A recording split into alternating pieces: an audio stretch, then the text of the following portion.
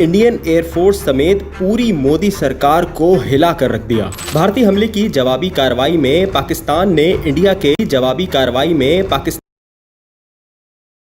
Aircraft मार गिराए, जिनमें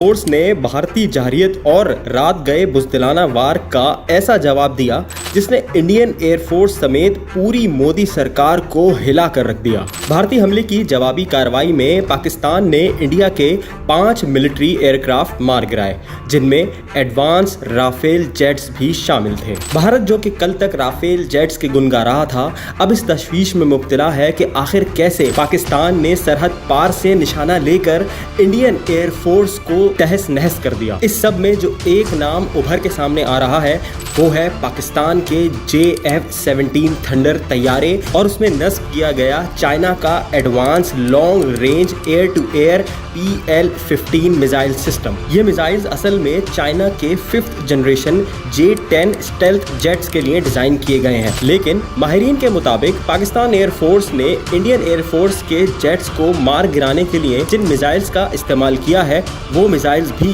PL-15 ही हैं। इस मिसाइल की खासियत ये है कि ये अपने हदफ को 145 किलोमीटर से लेकर 200 किलोमीटर तक निशाना बनाने की सलाहियत रखता है, जो कि इंडिया के राफेल जेट्स की मिसाइल टेक्नोलॉजी मीटियर से ज्यादा है। इसके अलावा पाकिस्तान के JF-17 जेट्स को एडवांस रेडार सिस्टम से भी लैस किया गया है, जिसे एक्टिव इलेक्ट्रॉनिकली स्कैन्ड एरे यानी AESA कहा जाता है, जो इन मिसाइल्स को ज्यादा बेहतर तौर पर इस्तेमाल करने में मददगार बनाता है। पाकिस्तान एयरफोर्स के फॉर्मर कमांडोर और फाइटर पायलट खालिद चिश्ती ने एक इंटरव्यू में बताया कि अगर पाकिस्तान ने वाकई PL-15 मिसाइल्स का इस्तेमाल करके इंडियन जेट्स गिराए हैं तो ये पहली दफा होगा कि ये long range missiles live combat में यूज किए गए हैं। राफेल जेट का फेल होना भारत के लिए एक मेजर सेटबैक तो है ही, लेकिन साथ ही साथ इसका खमियाजा राफेल जेट्स बनाने वाली कंपनी डसॉल्ट एविएशन को भी उठाना पड़ रहा है। राफेल की तबाही की खबर